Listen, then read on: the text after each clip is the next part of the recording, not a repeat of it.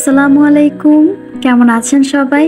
নতুন আরও একটি ব্লগ ভিডিওতে আপনাদের সবাইকে আরও একবার স্বাগত জানাই। কাছে এবং দূরে, দেশ এবং দেশের বাহিরে যে যেখান থেকে আমার আজকের ভিডিওটি দেখছেন, আশা করছি আল্লাহর রহমতে সবাই ভালো আছেন। আমরাও আলহামদুলিল্লাহ ভালো আছি।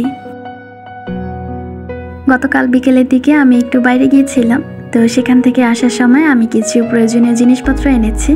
সেখান থেকে কি এনেছি না এনেছি তাই কিন্তু আপনাদের মাঝে আজ শেয়ার করব।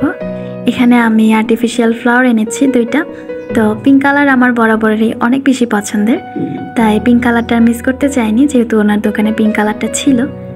আর এই পাশে হচ্ছে একটা টেবিল রানার এনেছি, যেটা আমার টেবিলের জন্য অনেক বেশি দরকার ছিল। তো এটা কিনবো করে আর কেনা হয়নি, বা ওরকম সময় সুযোগ করে মার্কেটেও যাওয়া হয়নি। তো ওই দিন যেহেতু গিয়েছি, তো চিন্তা করেছি নিয়ে যাই। এবারে কিছু প্রিয় আপুদের কমেন্ট পড়ে নেওয়া যাক। গতকালকে মানসুরাস মনি টাইনি ওয়ার্ল্ড থেকে মুন্নি আপু আমাকে কমেন্ট করে জানিয়েছেন, ভালোবাসার অনিল আপু, অনেকদিন পর তোমার ভিডিও দেখছি, সেই সাথে তোমার কথা শুনছি, খুবই ভালো লেগেছে। আপুদের কমেন্ট পড়ার সাথে তোমার কাজকর্ম সবকিছু মিলিয়ে অসাধারণ হয়েছে। আমাকে এত সুন্দর করে একটা কমেন্ট করার জন্য আমি আমার সেই মিষ্টি আপুটাকে অনেক ধন্যবাদ জানাই। আপু, আমি সত্যি অনেক বেশি খুশি হয়েছি আপনার এত সুন্দর একটা কমেন্ট পেয়ে। আপুর জন্য অনেক দোয়া আর ভালোবাসা রইল। এদিকে আমি আমার মেয়ের জন্য একটা দুষ্যলিপির বই এনেছি। আরিয়ানকে আমি যখনই পড়াতে বসি না কেন, সে কিন্তু নানানভাবে ডিস্টার্ব করবে। আরিয়ান যখনই পড়তে বসে তখনই কিন্তু দেখা যায় যে ইয়ানা তার বই খাতা কিংবা কলম নিয়ে টানা হেঁচড়া করছে। তো ওইটার জন্যই হচ্ছে ওর জন্য আলাদা করে একটা বই আনা। এই যে বর্তমানে যে ছোট্ট 2 জোড়া জুতা আমার হাতে দেখছেন, এগুলো কিন্তু ইয়ানার। তো যদিও তার জুতা আছে, তবে জুতোগুলো আমার কাছে অনেক বেশি কিউট লেগেছে, এই জন্যই কিন্তু ওর জন্য আনা। নিজের জন্য যদিও তেমন একটা কিছু নেইনি, শুধু 1 জোড়া জুতা নিয়েছি। আগের যে জুতোগুলো ছিল ওগুলো পরে আসলে তেমন একটা আরাম পাওয়া যায় না, আর এই কারণে মূলত এই জুতোগুলো নেওয়া। আরিয়ানের জন্য যদিও জুতা কেনা হয়েছে, তবে সে হচ্ছে ওগুলো পায়ে দিয়ে ফেলেছে। আর ওর জন্য হচ্ছে আমি একটা স্কুল ব্যাগ নিয়েছি। আর এগুলোই ছিল মূলত ওই দিন মার্কেট থেকে আনা টুকটাক কিছু জিনিসপত্র। আপনারা বর্তমানে যে রুমটা দেখছেন, এখানে কিন্তু আরিয়ান আর তার খালামণি থাকে। এই ছোট্ট রুমটাকে আমি যেভাবে একটু সাজিয়ে গুছিয়ে পরিপাটি করে রাখি, আজ কিন্তু সেটাই আপনাদের মাঝে শেয়ার করব। ধরে নিতে পারেন একটা সিম্পল রুম ট্যুর। তো চলুন, কাজ করতে করতে আরও একজন আপুর কমেন্ট পড়ে নিই।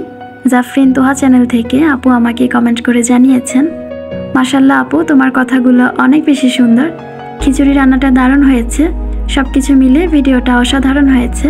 এত মিষ্টি করে একটা কমেন্ট করার জন্য জাফরিন আপুকে অনেক ধন্যবাদ জানাই।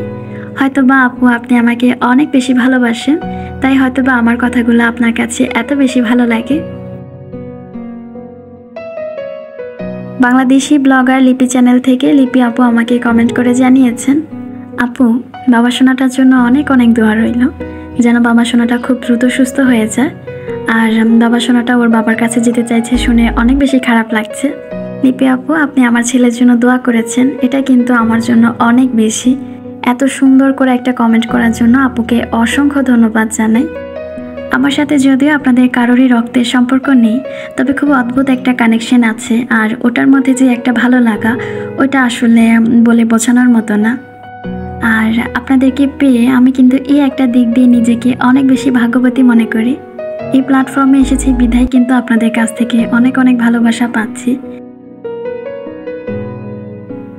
আমি যেহেতু একা মানুষ, তাই আরিয়ানকে যখন মাদ্রাসায় দিয়ে আসি, তখন আসলে নিজের কাছে অনেকটাই বোরিং লাগে, বা ওই সময়টা কেন জানি চলতেই চায় না। আর যখনই অনেক বেশি মন খারাপ থাকে, তখন কিন্তু আমি আপনাদের করা এই মিষ্টি কমেন্টগুলো পড়ে থাকি, সেই সাথে রিপ্লাই করে থাকি, যেগুলো পড়তে আমার কাছে ভীষণ ভালো লাগে। মন খারাপ থাকলে ওটা কিন্তু এমনিতেই ভালো হয়ে যায়। যাই হোক, আমি যে পাশে ড্রেসিং টেবিল রেখেছি, তো তার পাশে দিয়ে হচ্ছে আমি একটা বড় ফুলদানি রেখেছি, যাতে করে দেখতে ভালো লাগে। আর ফুলদানিটার একদম উপরে হচ্ছে আমি এই যে ওয়াল হ্যাঙ্গিংটা টাঙিয়েছি।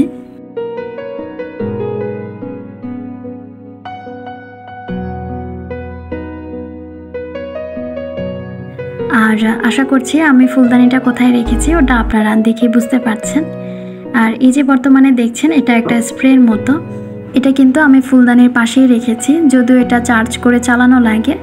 আর এটা কিন্তু পুরো ঘরের মধ্যে খুব সুন্দর একটা সুগন্ধ ছড়িয়ে থাকে, যেটা আমার কাছে খুবই ভালো লাগে। এই রুমের মধ্যে যদিও আলাদা করে কোনো ফ্যান চালানো লাগে না, বাইরে থেকে অন্যরকম ঠান্ডা একটা বাতাস আসে।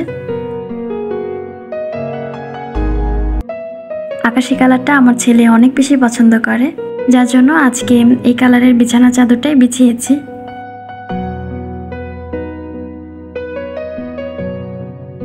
যেহেতু এখানে বিছানার চাদরের কালারটা আকাশি কালারের, তাই ওই কালারের সাথে মিল রেখে আমি এখানে একটা সাদা কালারের কুশন দিয়ে দিয়েছি, যাতে করে দেখতে অনেকটা ভালো লাগে। আর খাটের ফ্রেমের একদম উপর সাইডে হচ্ছে আমি দুইটা নিজের হাতে ড্লাই করেছিলাম, ওগুলোই কিন্তু উপরে লাগিয়ে দিয়েছি। এটাই ছিল মূলত আমার আজকের এই ছোট্ট রুম ট্যুরের একটা ভিডিও। চেষ্টা করেছি নিজের মন মতো করে সাজানোর জন্য। তো যাই হোক, দেখতে দেখতে কিন্তু ভিডিওর একদম শেষ পর্যায়ে চলে এসেছি।